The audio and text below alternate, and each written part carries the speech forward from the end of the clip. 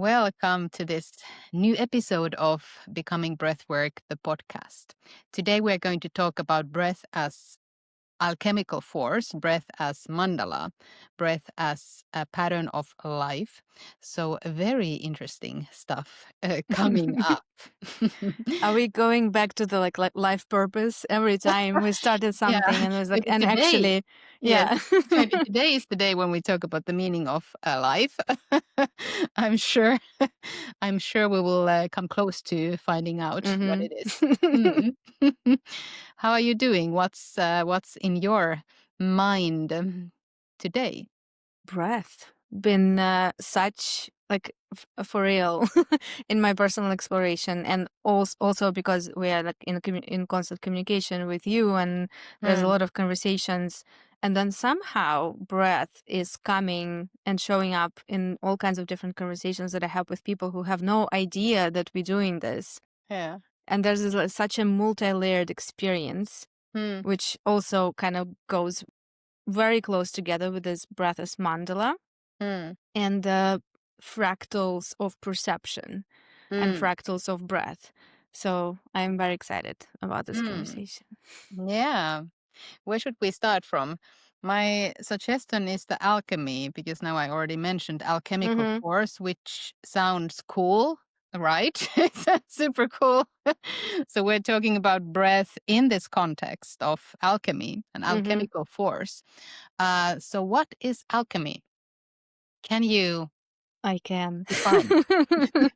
um, yeah, I feel like is anything really alchemy first. It lives very much in the mental concept layer.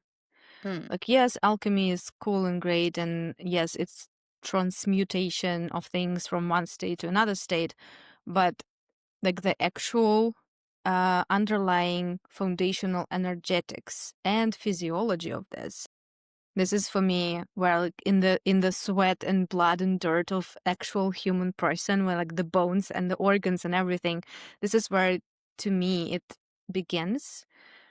And to me, again, the way how I talk about this, it's all about the exchange. Hmm.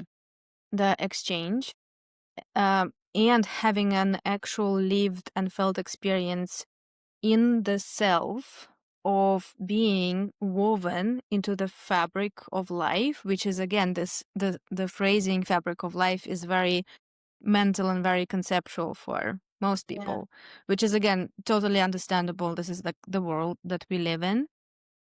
And this is what I've been thinking today on my morning walk in preparation to this recording as well, is how we as in modern humans, which is again has such valid reasons for this, right? Because the world is like just way too much to digest and process and handle at so many moments of time, is how we separated what we call the real world, right, Hmm. from the actual lived experience. And the real world has become this mental abstraction, and the kind of the front side, the tangible side of things, and Hmm. how much of other stuff is actually there. And then an alchemy is bringing everything into the soup of things Hmm.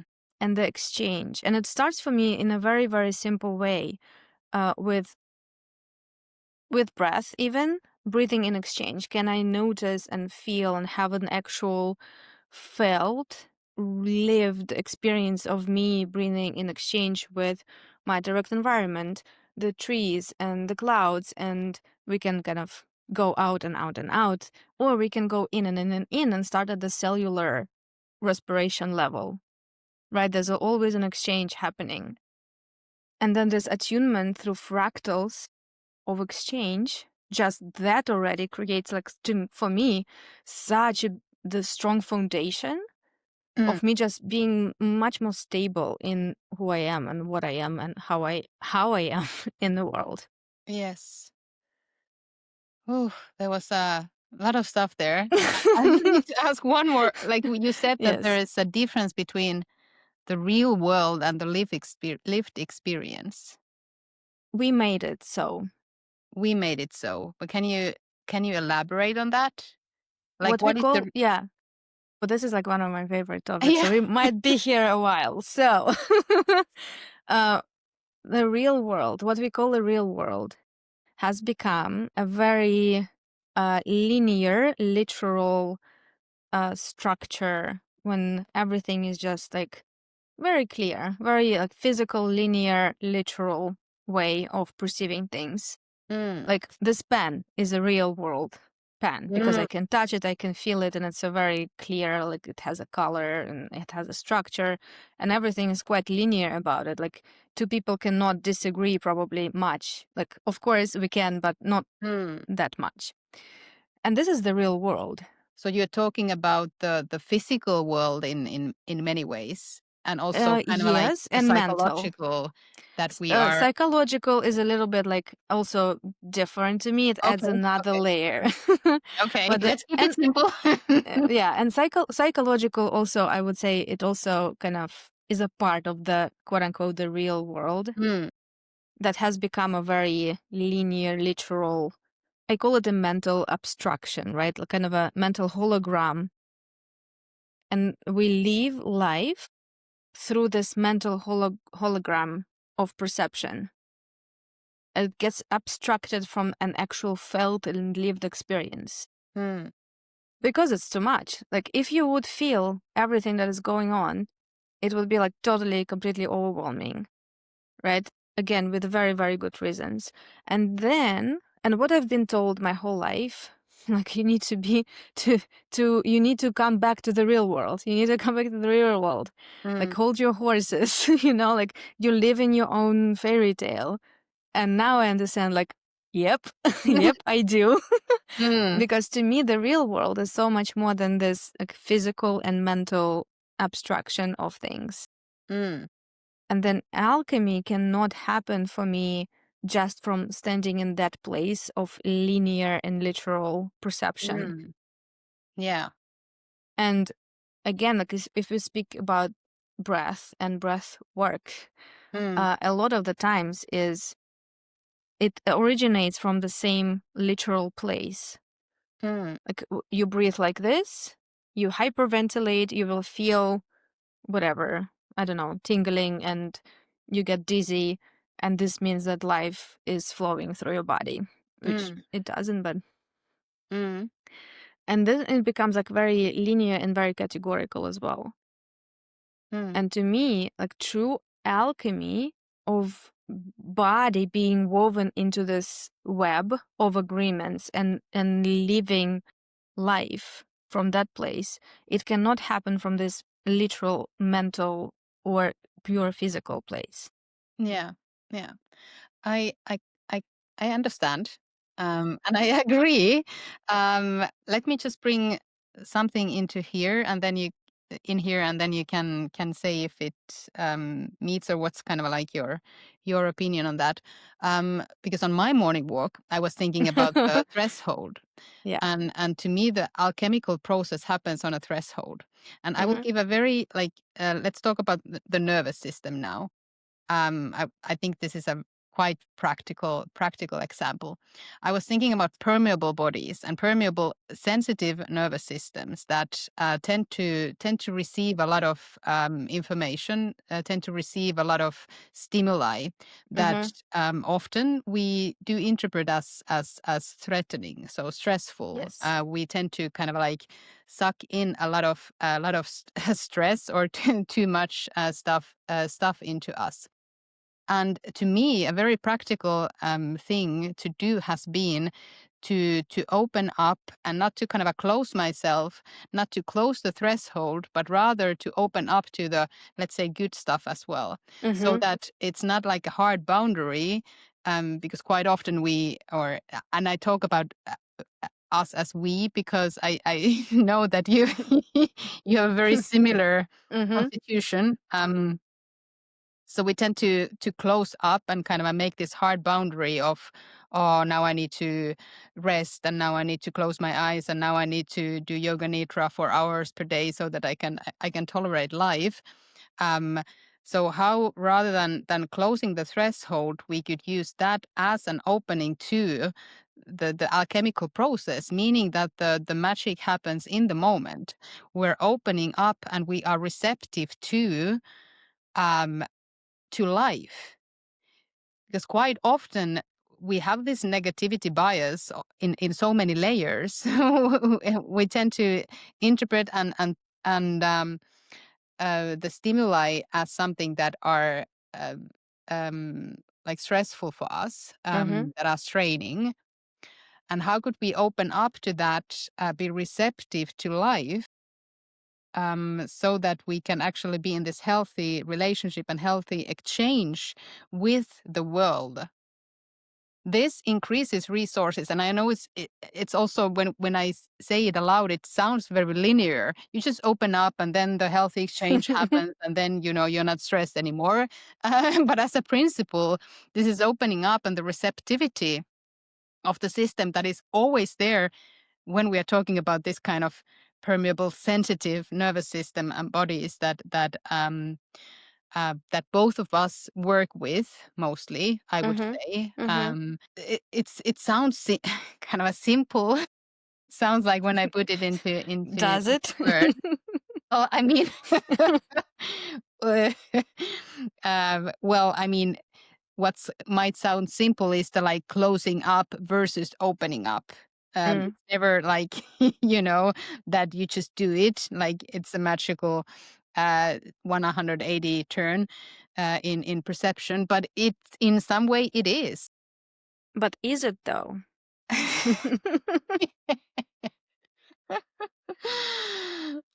Okay, well, So here's a thing. mm, Here's a challenge. Like a mental, it's a on a felt way.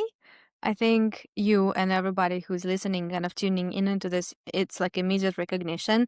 It's a challenge on a mental way. And this is something I've been nerding out hard on lately on geometry. And this is actually brings us into conversation of mandala, geometry and patterns, which is basically the conversation about resonance.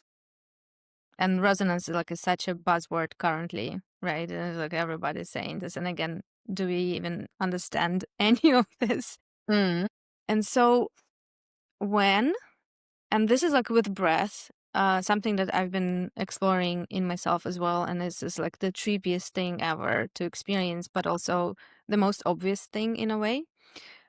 Attunement through the pattern of an actual happening of receiving a threat response, or rather receiving, not receiving a threat response, but receiving an input and interpreting it as a threat and going into some kind of closing or shut down or um, fight, flight response or mm, whatever it is, right? There is a certain resonance of that. There's a certain pattern and certain geometry in physiology, in breathing. Like there's a very distinct, and the more we kind of listen to it in a fractal way, the more we can really go like in and in and in and in and listen more to like each increment of that. mm, The more you will recognize the pattern, the mandala of breath. mm, And not just breath, but everything in your experience will follow the pattern.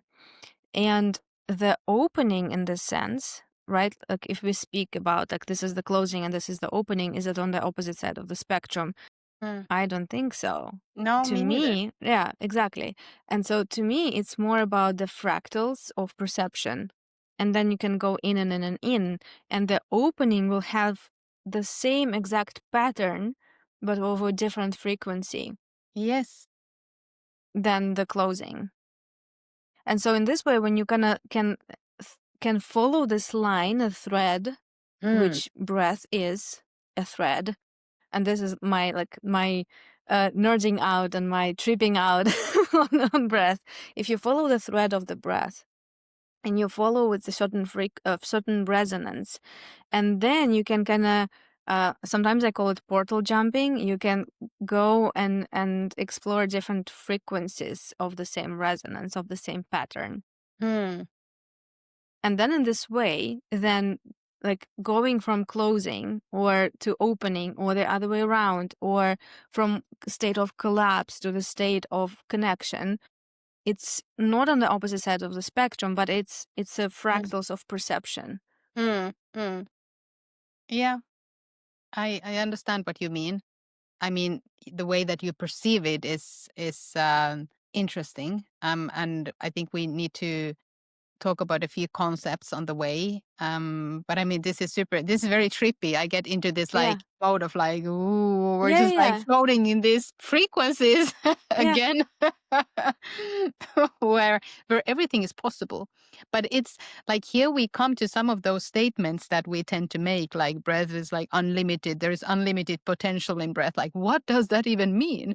But these are some of the like the increments in that unlimited potentiality that breath has, or the portal, the nature that breath has as an opening or a portal. Mm-hmm. So I'm just like tying these things to something that we have kind of mentioned, or we tend to make these statements that are grandiose. And these are some of the like concrete things that Yeah. Yeah, yeah. that prove the point. At least in our own experience, and also with many clients that we work with. Okay, we will come back to resonance for sure. Should we start with the geometry and coming to the mandala, because Mm-hmm. that's quite fascinating thing. So when I mentioned breath as mandala, breath as pattern of life, breath is a manifestation of, or a pattern. Our unique sacred breathing pattern is some kind of pattern of life. Our breath is all the time drawing a mandala, a geometric configuration of who you are. So breath is who you are. And this relates to the change your breath, change your life thing, because breath is all the time living through the thing that you are, or the wave that you are, or I don't even know what we are anymore, the pattern of waves, waves that we are. And I always I always come back to the like I have an image or a mental picture of a mandala, a sand mandala that Tibetan monks they they they Mm-hmm. form, they create of the sand, and it's not fixed because they sweep it off after they have prepared it or done it or created it. Mm-hmm. So in a way, each moment draws a different configuration. There is something that is stable. There is something that is you. There is something that is unique. There is some kind of patterning that is always there.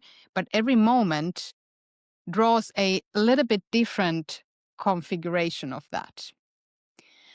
And again, relating to the dysfunctional breathing or the breathing challenges, like sometimes this pattern can become a little bit stuck in a configuration that is not very optimal to health.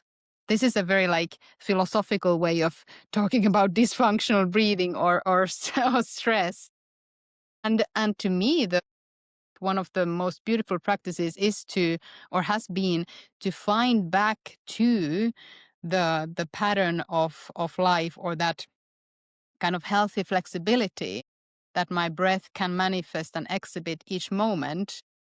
And that allows me and gives me so much more range to explore and be with life and be in life, be me, be myself. So breath as a freedom, and breathing and breath work, whatever practice form, or just being with the breath awareness as a path to freedom is a very a real practice for me. And again, like a theoretical framework, something that again prove the point, kind of tip can be that understanding of breath as mandala, or the geometric configuration of who you are, and finding something stable in there while allowing that to be flexible and fluid. This is range, this is capacity, this is, Mm-hmm. nervous system regulation, quote unquote. Ah, yes. Yeah. because I will say one more thing before you continue. When I thought this morning about the permeable nervous system and nervous system regulation in the context of a permeable sensitive body, we tend to do too much. There tends to be too much force on the threshold where it is not needed.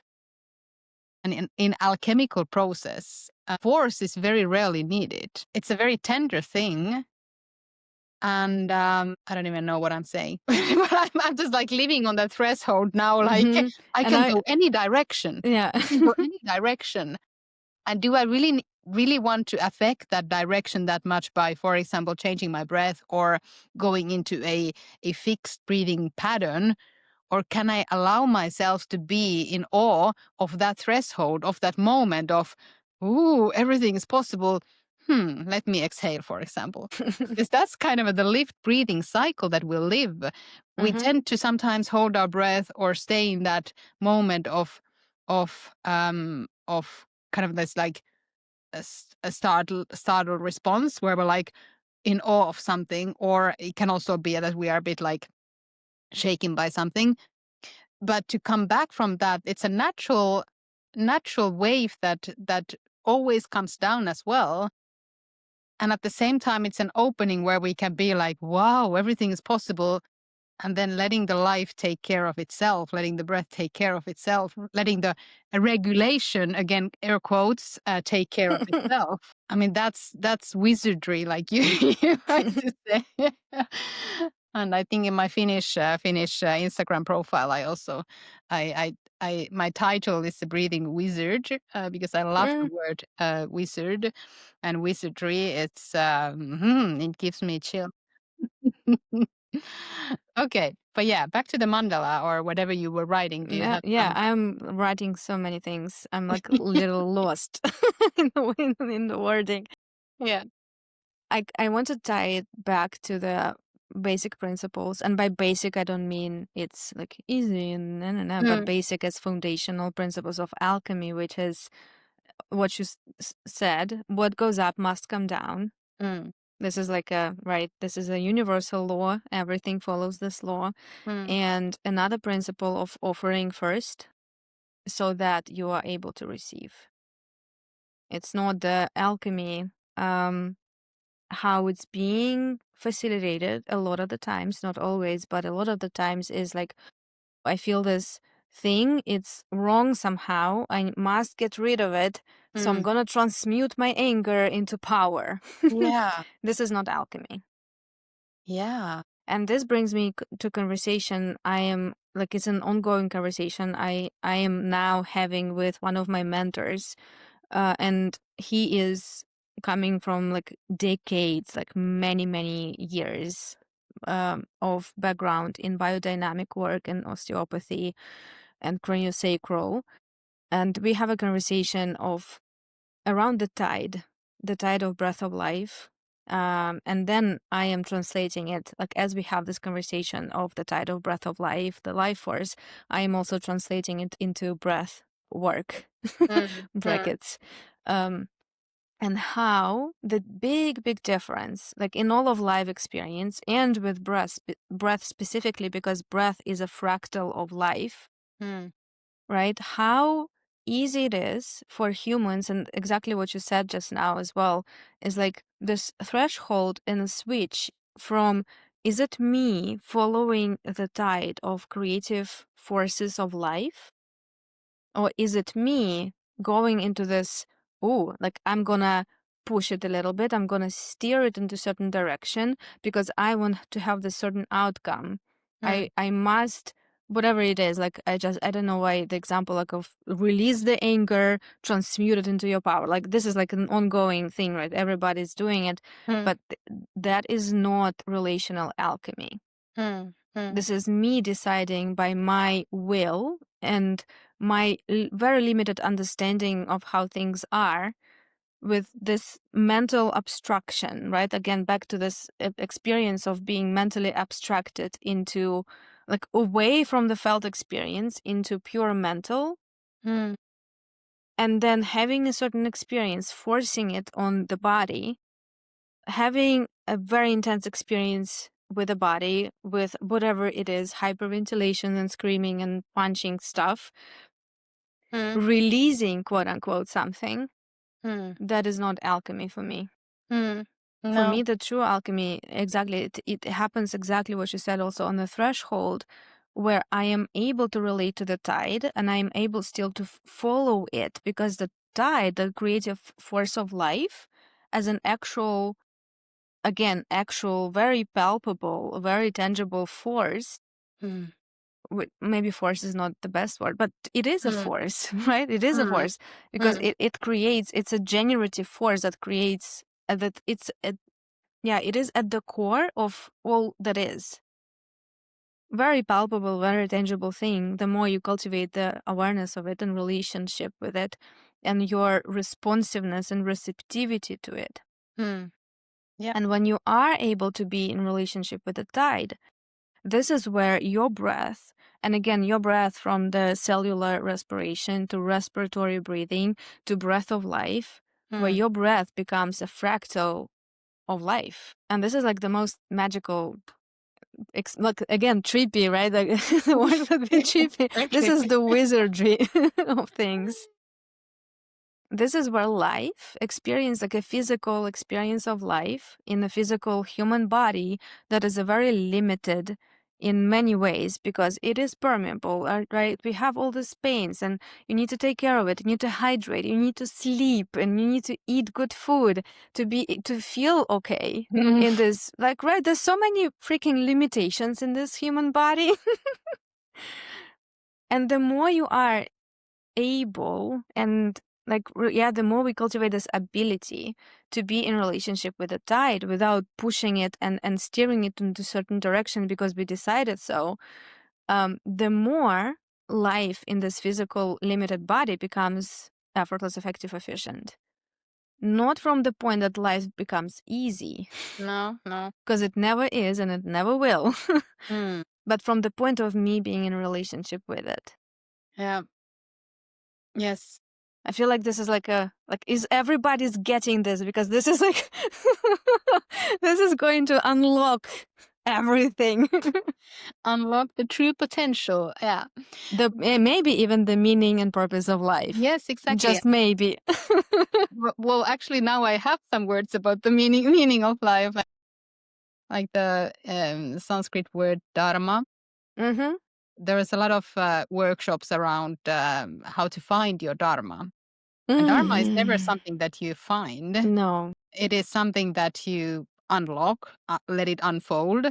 It always requires surrendering first. Yep. Yep.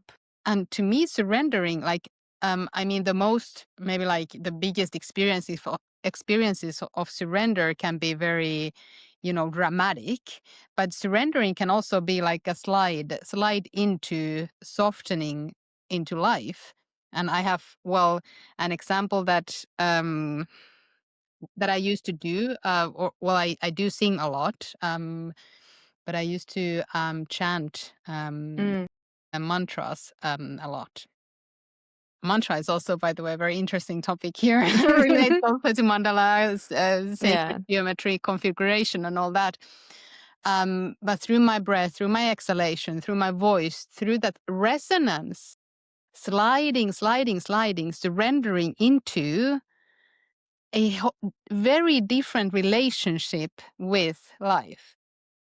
And I know those of you who have experience with chanting or this like hours and hours of singing, and that is a very, very concrete surrendering practice. Mm-hmm. Like, you know, those of you who have been there, really. But the same principle can, of course, be applied anywhere, anytime. And that doesn't need to be like surrendering that we often associate with this, like, oh, I surrender. Almost like giving up, like, which is also a beautiful experience of like, I'm not in control. Also what we have been talking about with breath and breath work, like I'm not in control, but it can also be a sliding into like a different. Now we have been given in this episode already many ways of kind of perceiving this, like opening, closing, or what you talked about, the threshold, and now I'm adding a sliding, You're like sliding, sliding into you're going down. I'm going down, like sliding into a different relationship and resonance. That really needs to be I'm sorry, there. my brain just went into this, like, you know, the memes about like sliding into the weekend, be like, wee, and then we can make memes about the becoming breathwork, sliding into resonance, sliding into surrender, be like, and then something. Yeah, we should. I want to add like some Mm, things here, like some layers, because a lot of the times also, and this is like human condition versus human conditioning. A lot of, very often, in the current landscape of healing and spiritual practice, especially like new age spiritual practice, there is a practice of surrender, mm, so that mm, dot dot mm, that I'm gonna surrender so that I can come out of this and do more. mm, I am surrendering so that I can have, I don't know, an experience of the meaning of life, mm, right? There's always a condition. mm. Very often, not always, but Yeah, most of the times, like honestly, right? yeah, yeah. There's like a lot of the times there's a condition attached to the surrender. And this is a very interesting also practice to begin to observe. Okay, so I'm going into surrender. Is there like a so that attached? Mm, mm. Again, most of the times there will be. Yeah, yeah. I'm going to rest so that I can get up and do things again. I'm going to surrender so that I'm Mm, going to go on that retreat so that I can come out and be like more productive or whatever it is. There's a condition. And a lot of my practice and teaching is also unconditioning this condition. mm. Like, can we be in relationship with the thing without needing like something in return, like fast? Because we, you know, like I order something online and it better be here tomorrow. I Yeah. order surrender Pay from my the money universe. already. Yeah. I order surrender from the universe, so my productivity be here better, like now. Like it's not working. Yeah, yeah, yeah. Right? There's a very interesting, interesting thing. And Mm, then another layer to this I would also add is a giving up as practice. And both surrender, giving up, anything really can live anywhere on the range from like hyper to being somewhere lost, like in the Neverland, as I call it. Um, a lot of the times also the giving up will be linked to some kind of despair, like, yeah, some kind of sometimes victimhood. And again, this is not a shaming thing, it's just an observation and a human condition thing. This is mm. what we do. And like the sooner you recognize that nothing you feel or you experience is inherently wrong, Yeah. everything will change, the whole of life will change. And the sooner we recognize also, oh, like this is my pattern, like what I was talking about in the beginning, like a very distinct geometry of me going into this thing. Mm, Can I pick it up and maybe go like through it mm. and just go? And it's not a just practice, right? Nothing Yeah. about this is a like just no. It requires a lot of stability and a lot of inquiry, a lot of Mm, curiosity, um, and going through this pattern and really listening and observing the pattern and geometry, the mandala mm, of the resonance, of a certain resonance, and going with it. And mm, there will be a point of choice at somewhere of like, do I go and be like completely drained, mm. or do I go through it? And then it becomes an enhancement of the energy instead of a drain. Exactly. Yeah. And this is super interesting. We come back to the resonance soon. We just close this chapter first, and I want to add something like my experience with this kind of approach or philosophy behind the kind of like unconditioning the conditioning. Or now I'm a bit lost in words, but like these cycles tend to go faster. Like when you are in despair or in the Yeah. giving up or in the stuck in the hypoarousal, whatever it is, they tend to kind of pick up faster, and you tend to Yes. also trust in that, like, oh, it will pass, and there is always, and not from the place of like, I just rest now so that then I'm you have I have energy again, but also in the middle of it, like the life picks up somehow. Like I Yes. have a very practical example from yesterday. I've been procrastinating with a website for some weeks now. And there is always this like idea, like when I have the perfect conditions, I will finish the website, which is not Right. reality. Like there are Right. never perfect conditions to do a website because I don't like that work. Mental abstraction. Yes. Exactly. Yesterday, I was about 3 p.m., where I'm already like a little bit tired. I don't usually like working much past 3 p.m. I was lying on the couch and I was like finishing something on my laptop.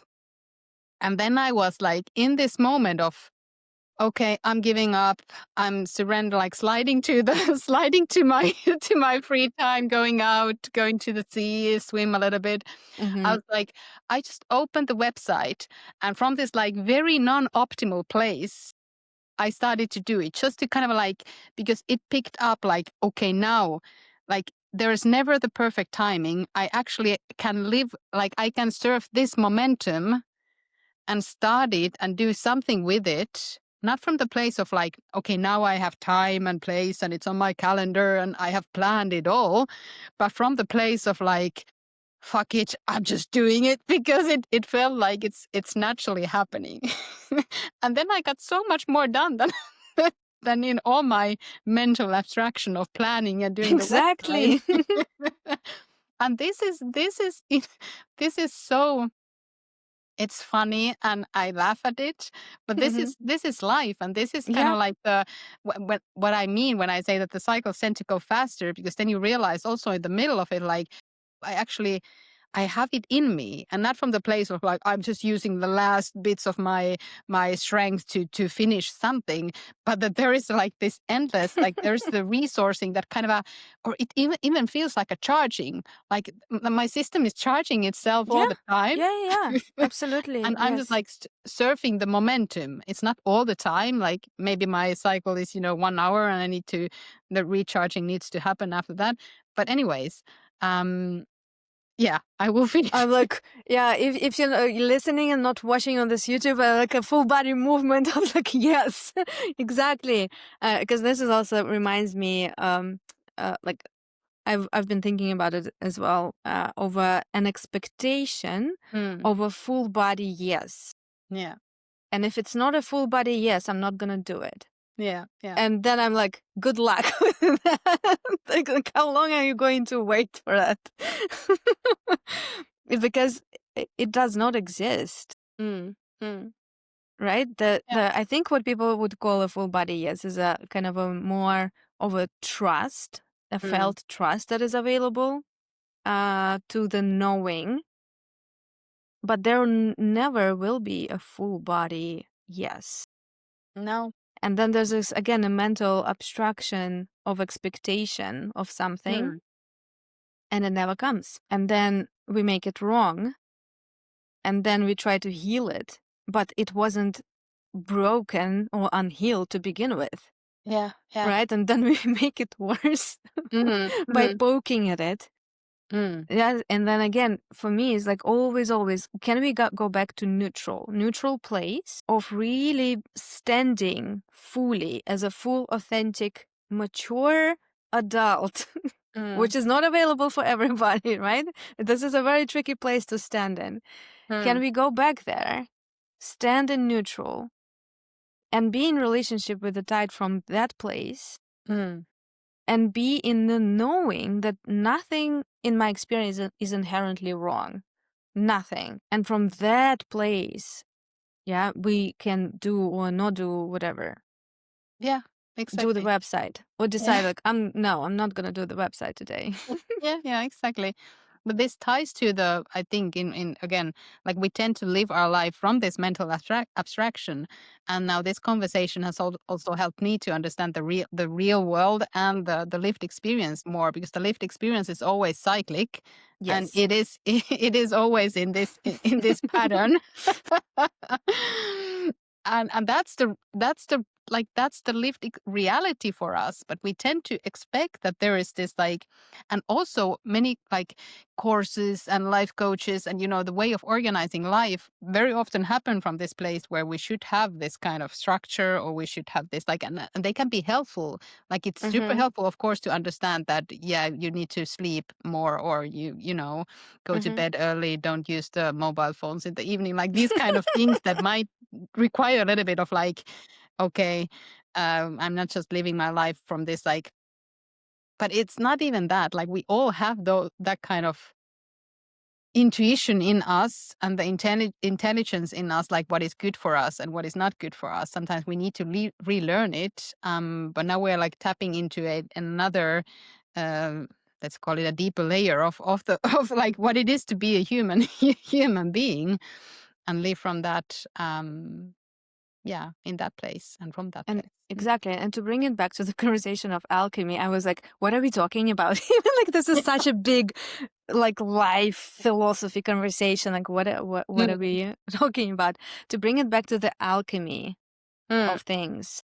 Like what happened with you on the couch and the website, that's like an alchemical point of a mm. threshold. Yes, yes. And Mm. there's a dramatic pause. We Like love this, Rose. yeah. And that is, to me, that is alchemy. Mm, mm. Yeah. And there's another example, kind of a different point. You could have approached the same threshold and made yourself do the website, Mm, which again would be kind of a similar movement of going like the sliding down, right? And then be like, oh no, I must. I mm, decide that I will do this now, so I must. And you would have, and then you would go up into more activation and mental activation, and like I must do the website, like whatever it requires, mm. which would be a completely different experience from what you had. Yeah, yeah, exactly. And like Mm, those moments, they add up throughout your day, mm. and then a whole life experience becomes a very different experience. Yeah, yeah. Mm. Mic drop, boom. Unlock the meaning of life and alchemy. Yes. Okay, I think this is a very, very interesting conversation about alchemy. Should we bring it back to the breath and the context of breath work? I mean, when we say that breath is life, the conversation about life that we have just just been through makes maybe more sense, or we hope so. But breath as mandala represents the universe, the wholeness, the interconnection of all life, and we talked a lot about the relationship, which is the key in becoming breathwork as well. Is there something in like, if we now would imagine ourselves to be in a context of a breathwork session, for example, or a breathing practice, or yeah, breath as mandala, breath as pattern of life, breath as alchemical force, what would this mean? Like what is the, in that context, what would be the practical application? Do you have any ideas? I have many. I was like, are you going to really ask this question now? And we're going like into a whole other tide of like things. Yes, um, please. um, yeah, so I think we said this phrase, or I definitely did today many times, breath as a fractal of life. Mm, And then the ability and capacity and the skill it takes to cultivate a relationship with breath moment by moment and in every increment. mm, And this is something that like I've seen and experience myself as well. And sometimes I kind of default into that, and then I remember again that the breath, as a fractal of life, it can be perceived also as is just breath, like a point of breath, but it is a range, and it is a fractal range as well. And it is a shapeshifter, and our breath cycle can be like a super potent alchemical force. And then in a breathwork session, like what I do, like I guided a breathwork session just this Monday as well, breath work. Not the breath work, but the breath work, dramatic pause in between. Uh, and it was all about relationship. I never said words like modulate the breath or do whatever, like do now we hyperventilate, now we hold, and but it's all about really kind of learning to get out of the way, get out of the way, get out of the way, get out of the way. Can I listen to the tide? And the tide will modulate the breath. And there's a complete switch of roles. And so in this context, I would be super excited. I was like looking for a word. What would I be? I would be super excited to teach this like as a whole course, maybe. The role clarity with breath as fractal of life. Yeah. Can there be role clarity first, and then we can do breath dramatic pause work?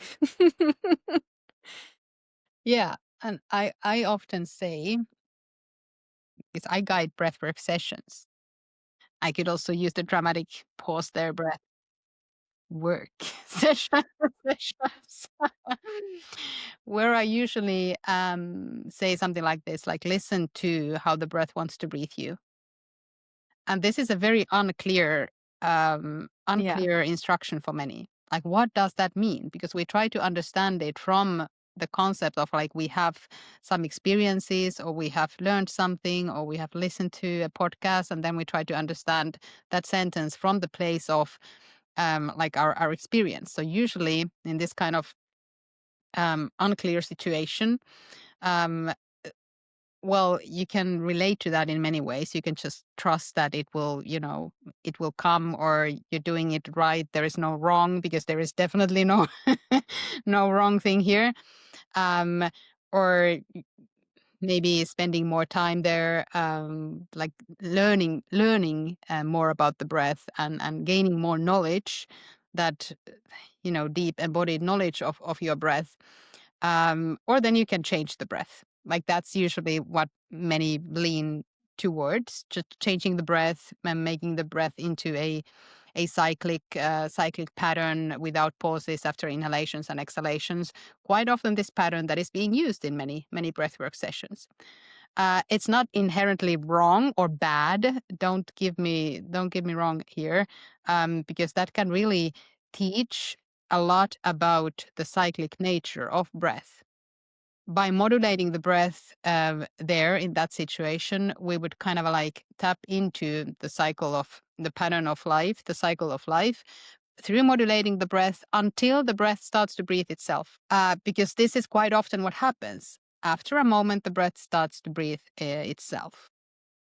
My point is that we don't need necessarily the modulation when we have access to the trust, and that again, that switching and flipping of roles. Like, I don't need to modulate it first. I'll wait until it is being catched or caught. Okay, caught is the tide cards up, and the breath starts to breathe itself. I don't know if this makes any sense, but I'm just trying to make it very like practical example of what does, for example, when I say let the breath breathe itself, like what does it even mean? I just if you're watching this, like I just went into like full med professor mode, and if you just listen, I just showed my notes, and it's like a madness happening there.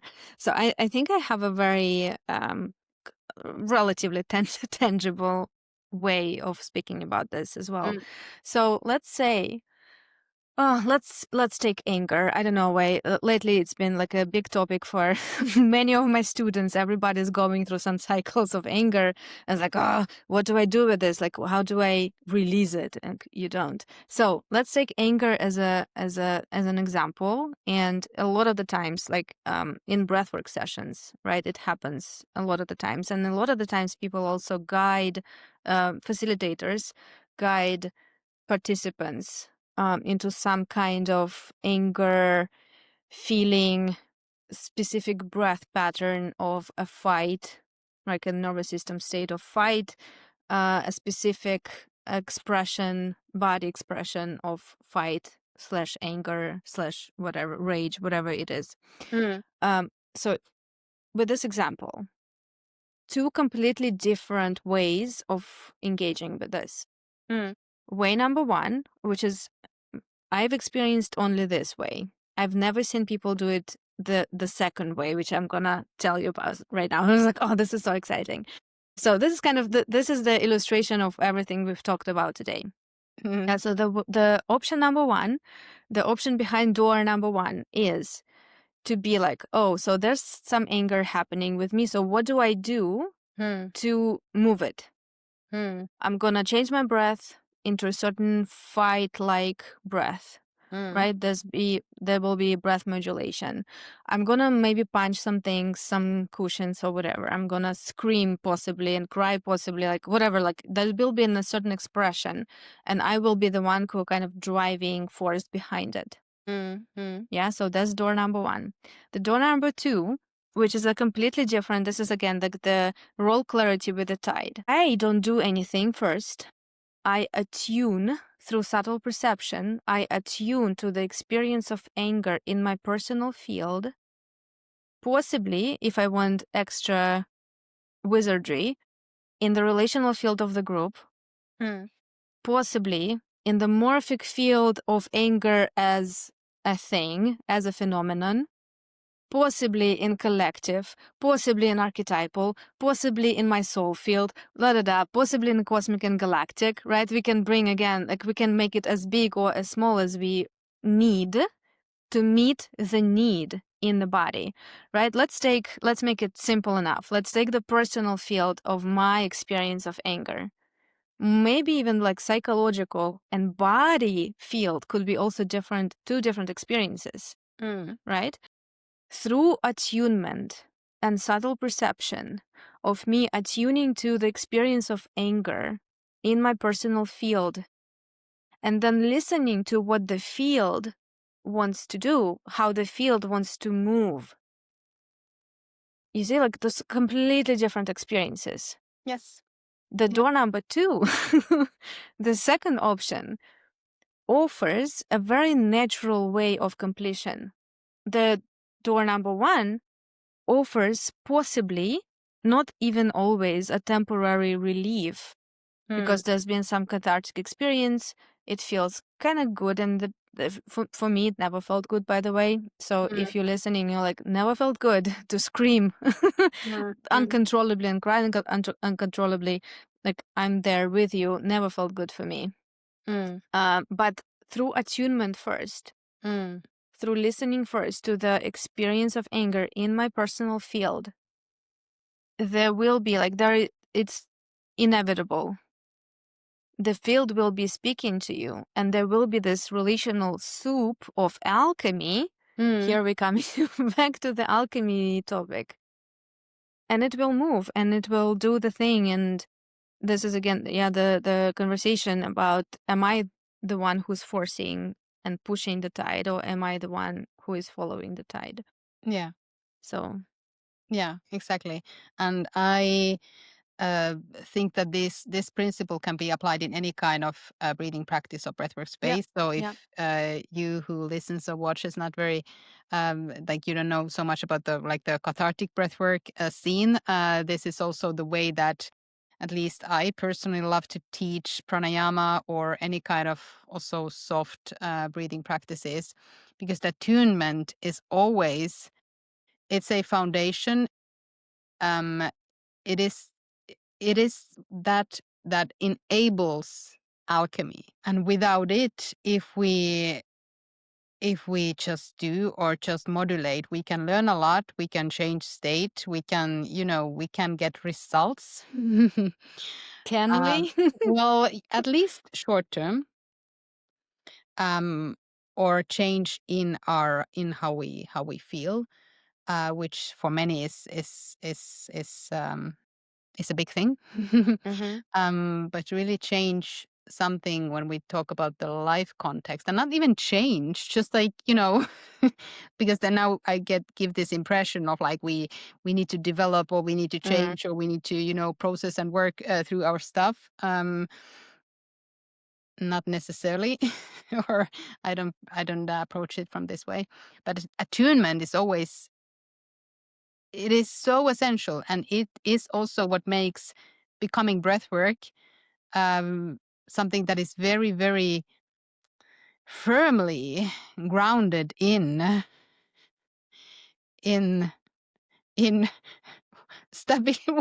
it is grounded in life affirming principles. Let's say that. Mm-hmm. Mm. And I just also want to add that going through the door number 2, through attunement first, it might also end up being a very big and intense cathartic experience. Yes. But it will come from a very different place of knowing where you stand Yes. as, again, as a self, as a mature, authentic being in self, instead of, again, removing yourself from that experience first and then deciding to do something. And so the outcome or the result, quote unquote, will be drastically different. Yes. I think this is a wonderful place to finish our conversation Mic drop. today. Boom. Take that. Oh, yeah. And in upcoming episodes, at some point, we will talk more about resonance, at least, because that is a big buzzword, and healing through resonance, by resonance, resonance frequency breathing, frequencies, resonance. What does it mean? Yes. What do we mean by that? It is also a key concept in understanding the work, at least here in the as a mental abstraction, hopefully also as a lived experience. Yes. Okay, thank you, Katja. And Thank we'll be you. back.